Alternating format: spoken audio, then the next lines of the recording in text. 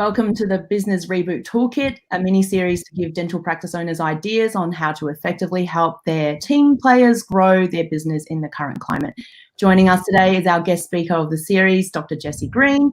Dr. Jessie Green is a dentist, entrepreneur, coach, and thought leader who specializes in working with established high-performing teams. He is the founder of Practice Max, a 7-step high-performance business mastermind for dental practice owners. And within 18 months, his clients typically see a 47% increase in profit, which is a phenomenal result. Jessie also happens to be the author of the Amazon #1 bestseller, Retention, How to Plug the #1 Leak in Your Practice, which provides cutting-edge strategies to help practice owners succeed in any climate. So I'm super honoured to have you on this live today with us, Jessie. I think the audience is going to gain so many pearls of wisdom from our chat today. And as you know, I'm a huge fan of yours. All our dentists that actually join our practice, they get given your #1 bestseller. Oh. Yeah, that's why it's to them. So yeah, no, it's an honour to have you on with us today on the show. Oh, thank you so much for having me, Becky. It's a real thrill and pleasure to be here. And, you know, I think this is a really good mini-series you're putting together. And so kudos to you for that. I think it's wonderful. Thank you. Thank you so much for being here. Jessie, before we dive into all the meat of what we're going to talk about today, can you just really quickly share with us what got you into coaching and what made you or prompted you to write this book on retention? Sure. Well, it's a bit of a convoluted story, and I didn't actually ever set out to be a coach. It was almost an accidental career in a sense. Yeah. One that was very fortuitous and very serendipitous. But when in 2008, we sold our first dental practice, and we sold it for a number of reasons. And so the reason we sold it was if anyone was to look at the practice, they would have said it was immensely successful. We were making good money, really good money. We had tons of patients, but I was desperately unhappy. And so I was desperately unhappy because though we had a lot of money, we had no time, and I was missing out on my kids and so on and so forth. And we'd done all the traditional things that you're meant to do with practice management, and it just didn't give us the answers. So in what I call an entrepreneurial seizure, we sold that. We moved to Brisbane, and after about 3 months of doing nothing, I got bored. So I started at that time learning all about selling things online. So building websites, running SEO campaigns, PPC campaigns. And then out of the blue, a few friends rang me and said, "Oh, you know what a website is, you know what a crown is. Can you build us a practice website?" And so from there, I built a digital marketing agency for dentists. And, you know, we got pretty adept at making the phones ring. And so I still live in that digital marketing world. I still enjoy it a great deal, but I don't run that agency anymore. But what ended up happening is a lot of our clients at the time would say, "Look, the phone's ringing off the hook, but you know, we're not capitalizing on those phone calls. We don't know how to run a recall system. We don't know how to do this. We don't know how to do that." And so slowly but surely, that marketing agency morphed into a coaching business. And I found that I enjoyed the coaching a great deal. I'd never really thought about pursuing that direction. But I found that I enjoyed it a lot. And then it was really rewarding to be able to see the effects of the work that we did. And that also is what led to the retention book being written, in the sense that everyone would ring me and say, "Oh, look, Jessie, you know, if you could just make the phone ring, all my problems would be cured. It'd be amazing. You know, just give me more patients, more new patients, and the world's a happy place." And I mean, Becky, you know, and I know that that's part of the equation, but it's not the whole equation. And so I just got a little frustrated that seeing the waste and thinking, well, you know, we're generating a lot of new patients, and the books are not getting busier. The revenue's not growing. There's a leak in here. And so we wanted to look at that, and, you know, it became really, really obvious that retention was a major issue for lots of practices. And so when we tightened up those retention strategies, you know, we could see exponential practice growth, and we could see, you know, greater revenue growth, you know, busyness increase, the ability to put on an associate, you know, all those things that come with increasing patient flow. So that's really kind of how it came about. Wow, that's amazing. So it's almost like you saw a gap in the market. Well, not in the market, but you saw a gap in, you know, dentistry in general, in the business of dentistry, and thought, look, we need to all learn about this. And then you shared that information with all of us. Yeah, and look, you know, in marketing land where I kind of live, there's a great saying that it's 6 times more expensive to attract a new customer than to keep an existing customer. And so just from a financial point of view, it makes sense to be able to retain your patients. If you're not retaining patients, you're going to be forever marketing. You're going to lose the opportunity to generate word of mouth referrals from those patients if they leave.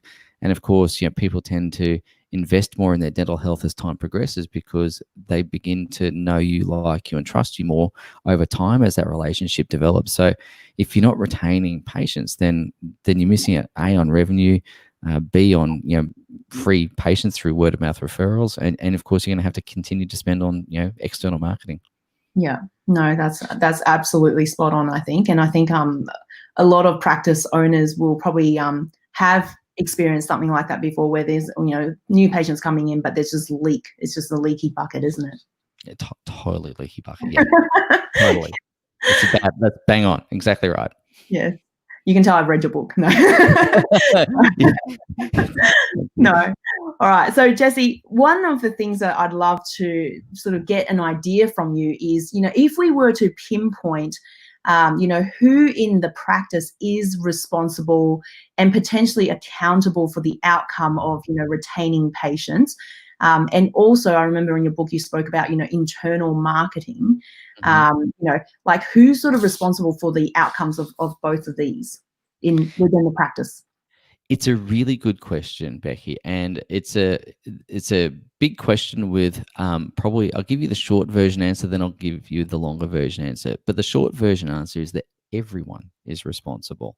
Everyone has a role to play, and everyone stands to benefit as well, because just on that point for a moment, we all go to work and there's a few things that we all want, whether we're the practice owner, whether the associate, hygienist, therapist, DAs, reception staff, whoever we are. We all want to go to work and add value to the people that we interact with. We all want to work with nice people, and we all need to make a living. So everyone's got a reason to be involved in this, is what I'm trying to say. Yeah. Everyone stands to benefit. But ultimately, retention is everyone's business. And yes, everyone's got slightly different roles to play in it, but all of those pieces need to come together to form the whole. But really, when we think about retention, where it typically comes unstuck is cancellations, no-shows. Those are a sure sign that we've got people potentially exiting the practice. A recall system is another big leak in the practice, and incomplete treatment is another big leak. And there's other leaks, but they're the three primary ones. So if we think about it for a moment, every single person in the practice touches those systems in one form or another, and therefore everyone has a role to play. What I would say, though, is when it comes to cancellations and no-shows, the cancellations and no-shows particularly begin in the clinic, in the surgery itself. And so the clinicians really need to initiate that process, and they need to be able to have that process picked up and run with by the front desk people in particular. So what I mean by that, Becky, is that if we as Australians tend to play things down a little bit, we don't like to blow things up and extrapolate too much. We're quite laid back. And sometimes we can be a little too casual. And what I've noticed is that patients will place no more value on the care that they're going to receive than we place on it. So we need to give the patients a compelling reason to return. So we've got to outline the problem. We've got to talk about the consequences and the implications of that particular problem. We've got to then seed the concern and the need for potential treatment if they don't come back in that situation or problem deteriorates. And so we've got to be able to communicate that eloquently. And so just as a really simple example of that, I might say, look, Becky, when we see you, towards the end of the year in December, there's really a few things we need to focus on. But one of those big things is that crack in the lower molar. Now, the problem with cracks, of course, is they can open up. And when they open up, there's a risk that the tooth could break, or indeed there's a risk that the nerve could become involved and we get an infection there. Neither of those things are good. So when we see you in December, I want to check that crack is stable and hasn't propagated. And if it has changed, then we're going to want to jump on that and deal with that before it becomes an issue. We may even need to put a crown on it or whatever we need to do, but I definitely need to see that in December. I don't want that to slip. Okay. And so now I've spoken about the crack. I've spoken about, the potential of that crack propagating, the consequences of the propagation, the tooth breaking or the endo. And then when I see you in December, I'm going to check it's stable again. So I'm circling back. And then I'm saying, and if it does propagate, I'm going to need to put a crown on it. So if we can do that and then hand that over to the front desk, the front desk person's job is to then say, oh, okay, well, let's get on to that, Mrs. Smith, or in this case, Becky, it's really important that Dr. Green sees you in December. I know you don't want this to propagate because we've seen this before and it's unpleasant. So let's get that booked now. And so what I'm trying to do is create a bit of a compelling reason for you to come back, and to make sure that that is stuck in your mind. Because in December, if you get a work commitment or something crops up, and you might be thinking, oh, do I go to work or do I go and see the dentist?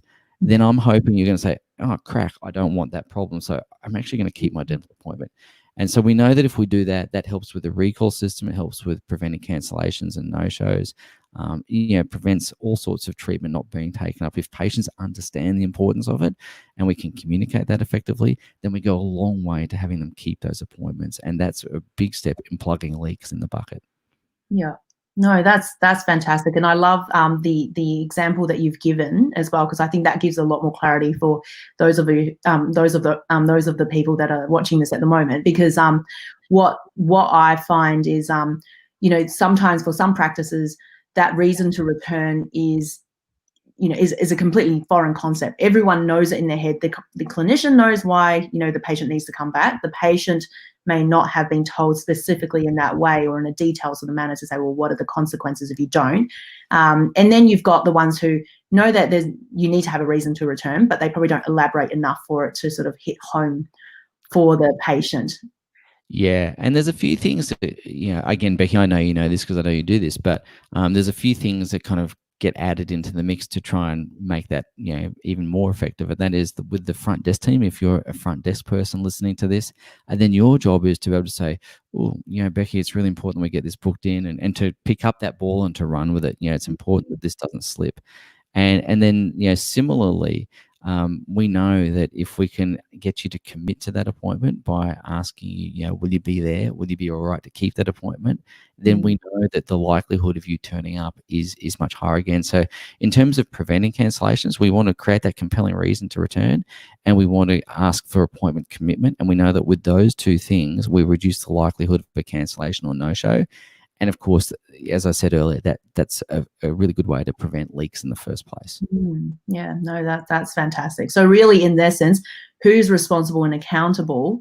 I guess everyone is, but it sort of starts within the treatment room, doesn't it? And then that then gets passed to the front office coordinators. Spot on. Yep. Spot on. Perfect. I love that. So you've obviously worked with a lot of practices, Jesse. I'm really keen to know what the stats look like. What does it look like for a practice if they're saying, oh, I know that, we've got, some form of retention, but, I don't know how, is that good? Is that what good looks like? What sort of stats should we be looking? Well, firstly, what are you measuring? And then secondly, what do the stats look like? And where should practices be looking? Yeah, it's a really good question, because again, what I really love about what you're talking about here, Becky, is evidence-based business. We're all really familiar with evidence-based dentistry, but we tend to throw that out the window when it comes to the practice, sometimes when it comes to the business side. So stats and data are really important. So I'll give you two key metrics that I think every practice should look at. The first one is obviously the recall rate. And we want to make sure that the recall system is operating effectively and well, day in, day out, week in, week out. So if you've got a recall rate that is 85% or higher, then you're probably going pretty well. If you're above 90%, I think you've got it pretty tight. Now, with the recall rates and so on and so forth, obviously, we could talk about the recall system for 3 days, but really it comes back to three key things with the recall system. One is that compelling reason. The second one is making sure we're pre-appointing the recalls today for 6 months or whatever time frame. And then having a really good reminder system. We call it the 5-star reminder system, to make sure that people actually keep that appointment. I acknowledge that people don't always know what they're doing 6 months out. So we've got a really robust reminder system, and that's the third part of that series. The second key stat to look at, though, is a rebooking rate.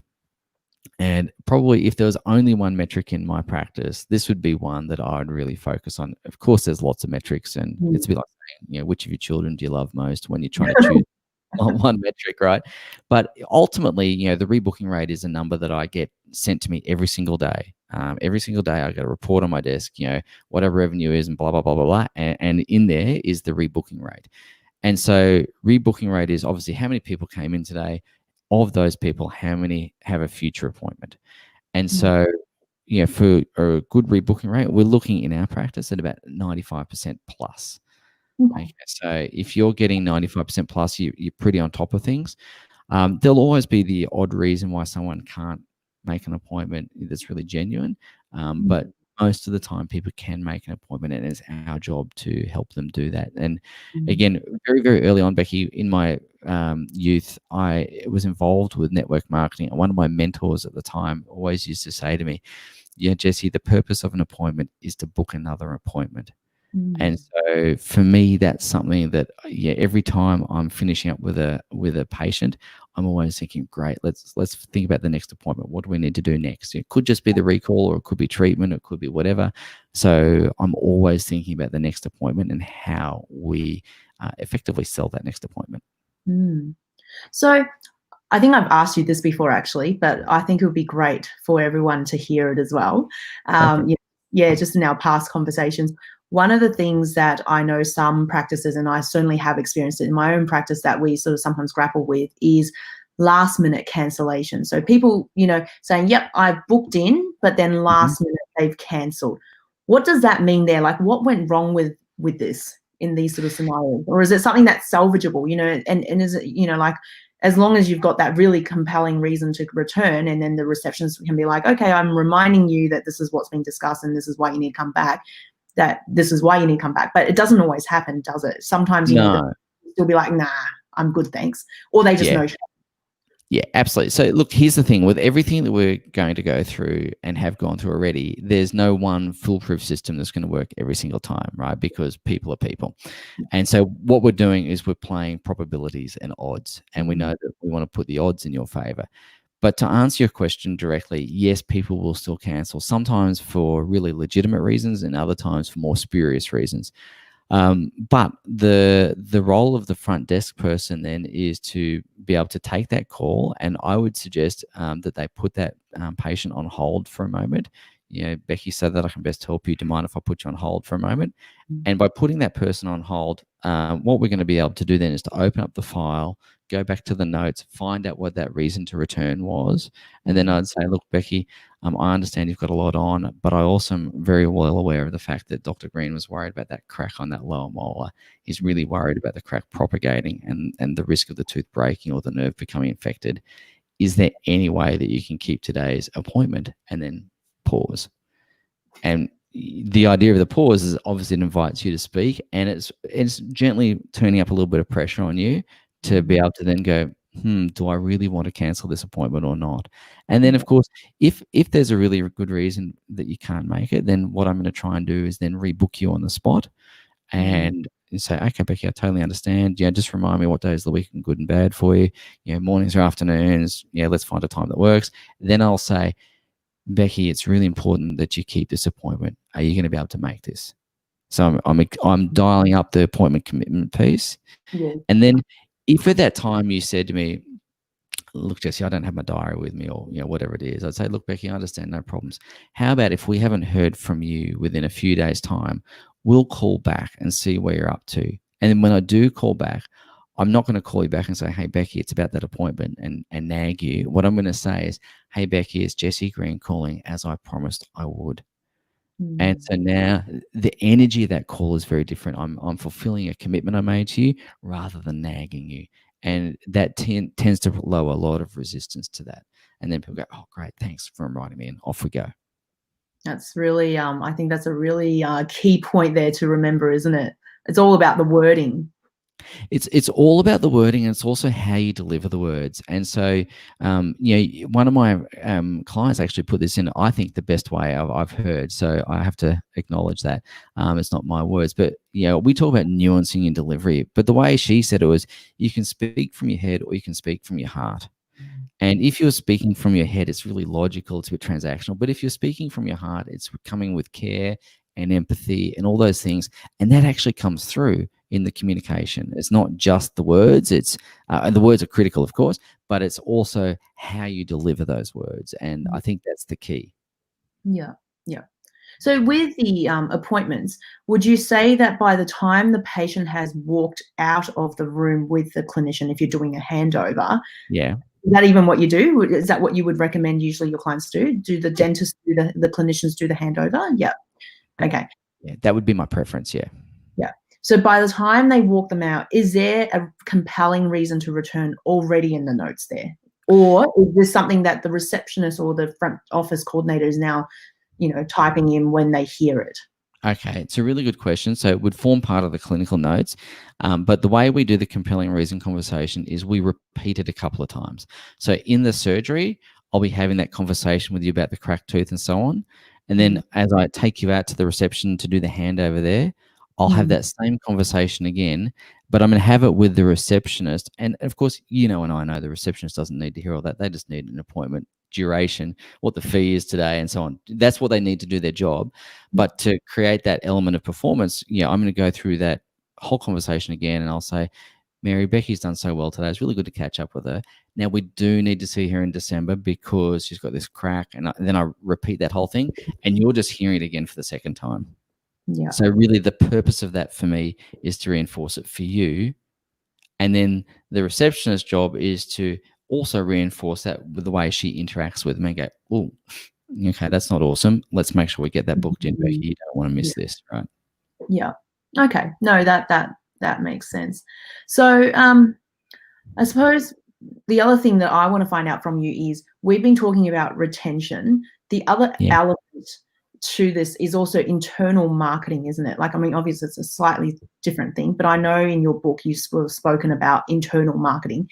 Can you sort of explain what internal marketing is? And I'm on the assumption that that's the best thing to do right now, especially with the COVID-19. Everyone's sort of buckling up on their, their finances and where they're going to allocate, money. And I'm guessing, I know, and correct me if I'm wrong, I'm assuming that internal marketing is probably going to be the best return on investment that you can do at this point in time. Yeah, and I think the thing around that, Becky, I 100% agree with you. Internal marketing is incredibly powerful because you're essentially leveraging your existing database. And internal marketing really comes back to, there's 3 R's of marketing that we talk about: the ability to recruit patients, to retain patients, and to reactivate patients. And of course, I should also preface this by saying, if you're a new practice or a startup practice, then clearly you don't have as big a database to work with. So yes, even in this COVID time, you're still going to need to focus on external marketing. But assuming you've got a database to work with, the number one thing is to retain that database. And we've spoken about that already. But in terms of creating new patients from that database, then really it's about the ability to ask for referrals and to generate word of mouth referrals at will. And that's quite simple. And that's just a very simple framework, which I'll go through in a moment. But equally, you might want to generate reviews. And again, I'm not going to say whether you should or shouldn't do that, because I know that's contentious in a way, but you can certainly talk about how to do that. And then, of course, the other part is about reactivation, making sure we find out who those patients are that might have slipped through the cracks and invite them back into the practice. And there's a few ways we can talk about there as well. But just to generate a word of mouth referral, there's 4 steps to it. There's you've got to earn the right to ask for the referral. That's really going to come back to the patient experience. And so we've got to choreograph and create a patient experience with intention, one that's not just haphazard or done by default, but one that is done by design. From there, we've got to set the scene that we actually want referrals. So, you're busy in your practice, we're busy in ours. And sometimes patients will see that busyness and say, oh, you're probably so busy you don't want new patients. But of course, we still want new patients. And so we've got to create that expectation. We've got to create that, we've got to inform people that, yes, we do want patients. And we can do that in a number of ways. We can do that with a thing called a patient covenant. We can do that with FAQs. We can do that with just conversation. And then the third part of that is asking for the referral, which I'll talk about in a second. And the fourth part is rewarding or recognizing the referral. So it's ESAR, ESA. So earn, set the scene, ask, and reward and recognize. Okay. But where most people come unstuck, Becky, is they just stumble over their words when it comes to asking. And asking is really simple. So really at the beginning of the appointment, I'd say to you, if you were the patient, say, look, Becky, it's really important to me that you have a great experience with us today. Would it be okay if I get some feedback from you at the end of the appointment? And you'll say, sure, right? No one has ever said no to me around that yet. And so then the appointment will occur. And then I'll say, hey, Becky, do you remember at the beginning of the appointment, I said I'd ask you for some feedback. Would you mind sharing with me how you felt about today's appointment? Now, hopefully you say something nice. And If you don't, then that's really instructive as well. Or even if it's neutral, that's really instructive. But if you say something that's really positive and quite effusive, I'll say, look, Becky, thanks so much for saying that. I really appreciate those kind words. I really enjoyed the appointment with you today too. What you might not realize is, we're primarily a referral-based practice, and we just don't take on every Tom, Dick, and Harry as new patients. But I've really enjoyed the appointment with you. And if you happen to have any family and friends who are just like you, please feel free to send them along. We'd be really happy to look after them on your behalf. And it's really that simple. And there's a framework for that discussion, because what I find is that some people try and copy my words verbatim, and it might feel foreign or weird to them, but there is a structure to that conversation, right? And so that's just asking for a referral, and it's pretty straightforward. And I think if you've got that structure and you know the process, then it's just following a pattern. How do you get sense? Yeah, absolutely. In my mind, though, I'm thinking, how do you get someone, especially like, for example, if it's a clinician who's a new graduate, new to this dental industry, they always get a little bit nervous, and, they're like, oh, I'm going to have to ask for a referral. Like, how do you get past that? What do you have, do you have any tips? Yeah, it's called 100 dirty reps. So it's like anything, it's practice, right?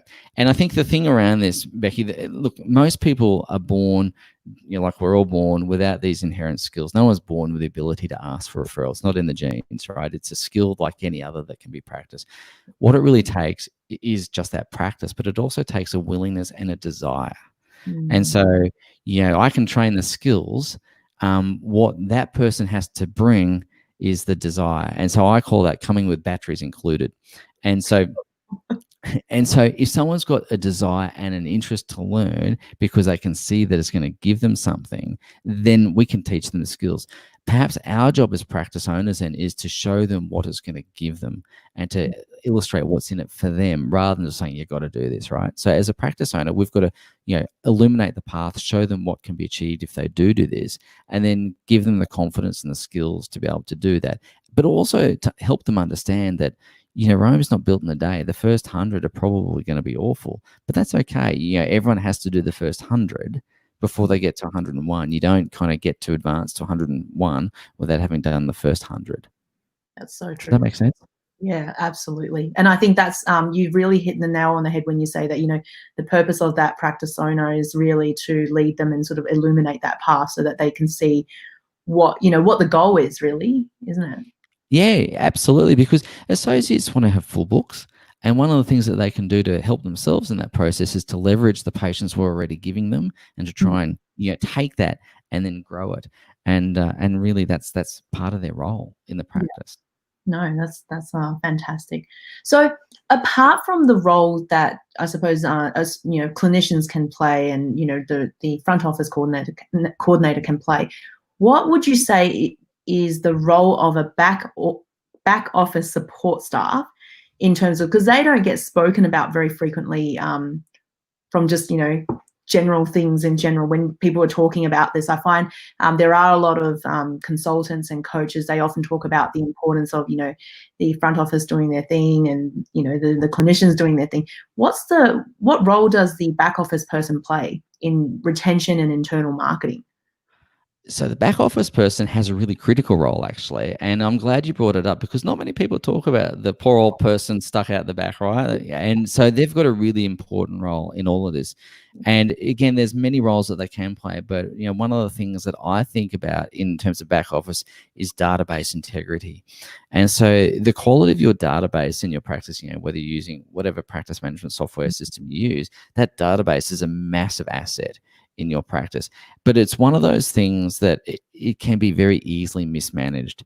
And so just as an example, Becky, I know a practice, I won't mention names, but over the course of 7 years, they lost 14,000 patients simply because, I know, isn't it insane? It's just unbelievable. But it's a mind-boggling number that, had I not seen it firsthand, I wouldn't have believed it.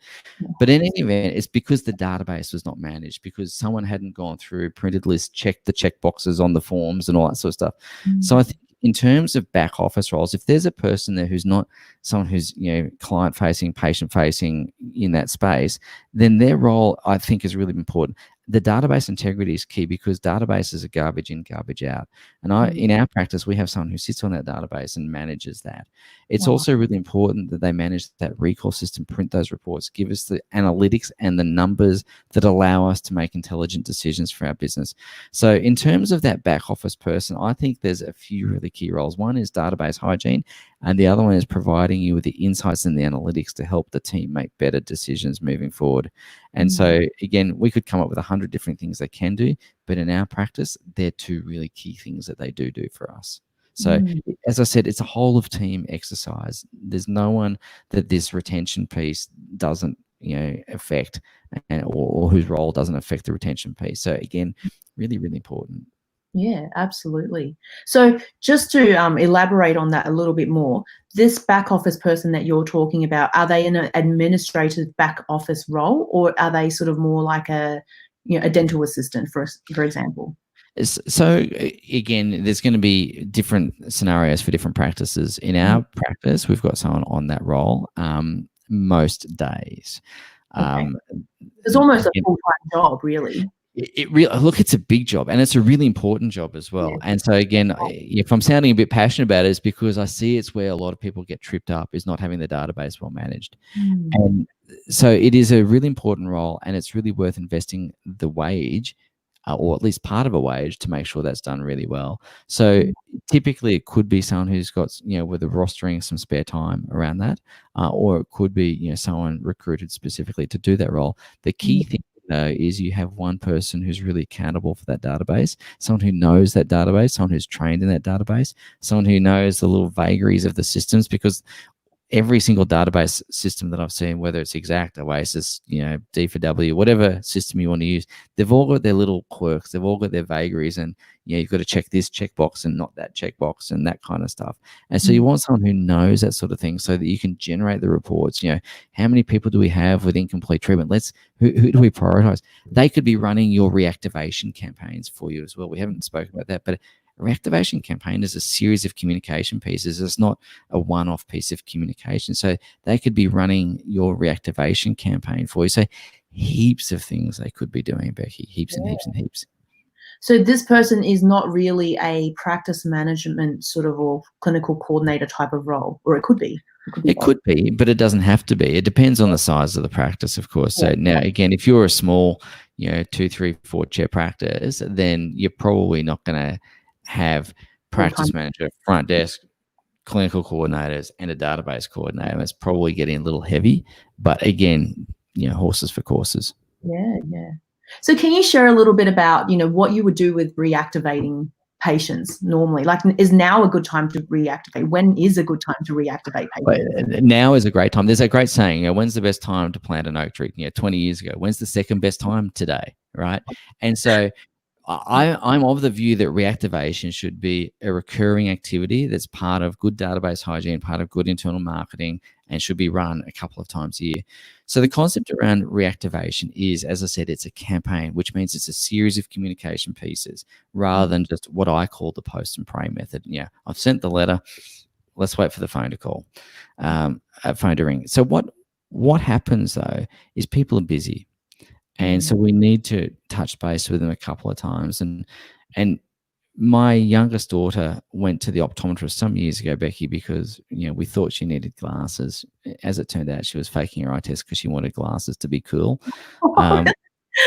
Smart kid. Smart kid. Anyway, so when the renewal, or when the reminder came for an eye test, we knew that she didn't need glasses by that stage. But that reminder sat on our fridge with a magnet for like 3.5, 4 years, right? And in that time, there was not a single follow-up. There was not a single call. And if someone had rung me and said, hey, Jessie, it's school holidays coming up, why don't we get Maisie in for her eye test? Then even though I'd known that she'd faked the eye test, I still would have taken her back. I still would have gone just to check, right?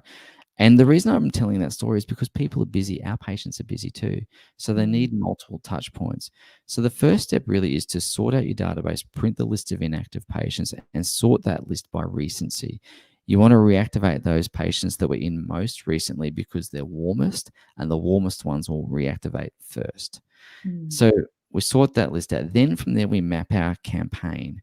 So we're going to maybe, whatever, we're going to start with a letter, an email, whatever it is. We're then going to have a phone call, an SMS, an email, another letter, whatever it is. So you'd map out what type of communication and then the interval between those pieces of communication. And when you're doing this, we've got to understand that there are bottlenecks in this campaign, particularly around phone calls. If you've got a phone call that's part of that, then if I send 1,000 letters out, I need to make sure that that phone call occurs within a time frame that allows the patient to remember that we've sent the letter, because the letter is going to pre-frame the fact that we're going to follow up with a phone call. And so we need that letter to be front of mind when we call. So if I send 1,000 letters out and I say, okay, it's going to take 4 to 5 days for those to be delivered, I now have some poor person in my practice who's committed to making 1,000 phone calls in a very short space of time. So we've got to work in batches is what I'm trying to say. So reduce the batch size, maybe do 50 or 100, and you can run multiple campaigns, but we're trying to avoid congestion so that we don't have someone just doing this all day. But equally, if they're making calls all day, they'll get better with them over time. So I guess the key is to reactivation. It's a campaign, sort your database, prioritize those people that were in most recently, map out the communication types and the intervals between that type of communication, then create those communication pieces. So write your letters, write your texts, write your emails, craft your telephone calls before you start. And so you've got all the assets, the marketing assets ready to go before you actually hit start on that. And that will make life a lot easier. And finally, it's about testing and measuring. And actually, one other thing is it's also about having the emotional intelligence of knowing when to let go.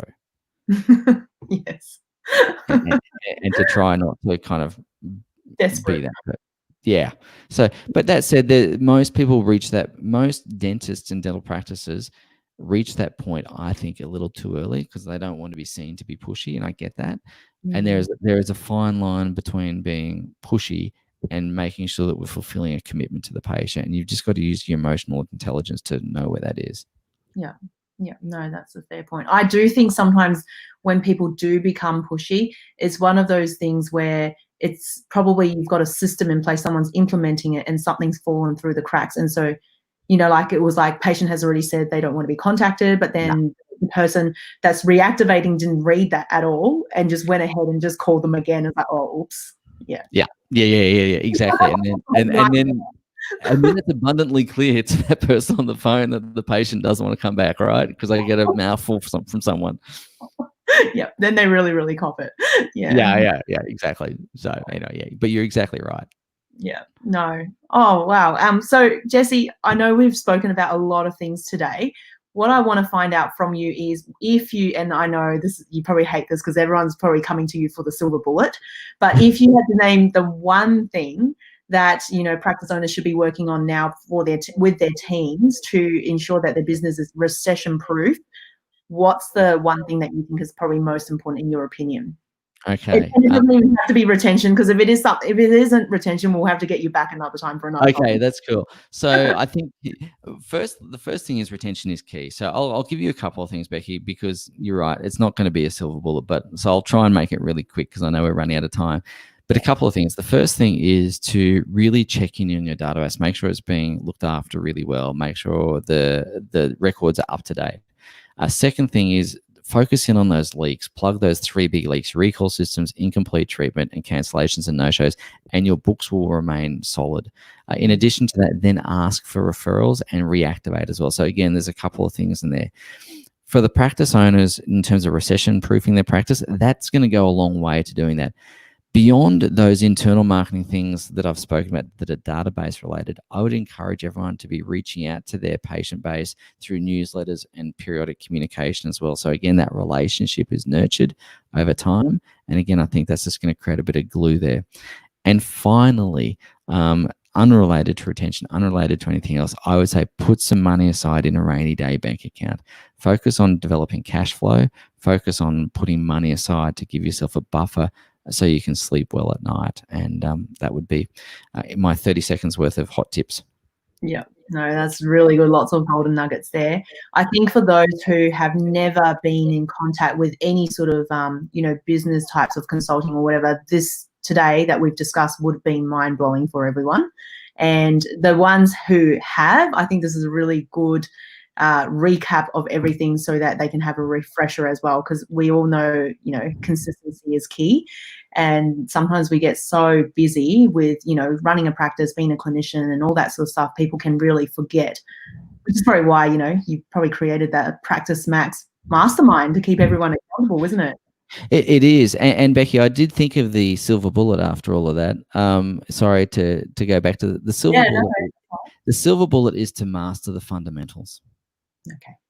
And I would say to everyone listening that business is not about trying to, do the outlandish, the outrageous, and the extravagant things. If we were playing basketball, it would be going up to the free throw line every time and sinking the shot from, the easiest place you can. So do the fundamentals really, really well, and that's going to get you 90% of the way there. That would be my other thing. That's a really good tip. All right. Well, if people want to find you, where would they find you?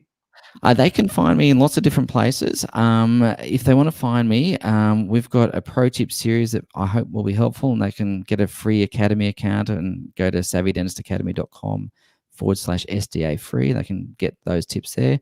Otherwise, find me on social media. Come and listen to our podcast. I'm around the place. Come and say good day. Really, that's kind of it. But again, it's been such a pleasure and a thrill to hang out with you today, Becky. I really like what you're doing with this, and I think it's a really good service for the profession. So, hat tip to you, my friend. Oh, no, thank you. Thank you so much. It's been an honor having you, and it's obviously been lots of fun as well. It's just an absolute pleasure. Oh, thanks, Becky, for having me. I really appreciate it. Thanks, Jesse. Cheers. Cheers.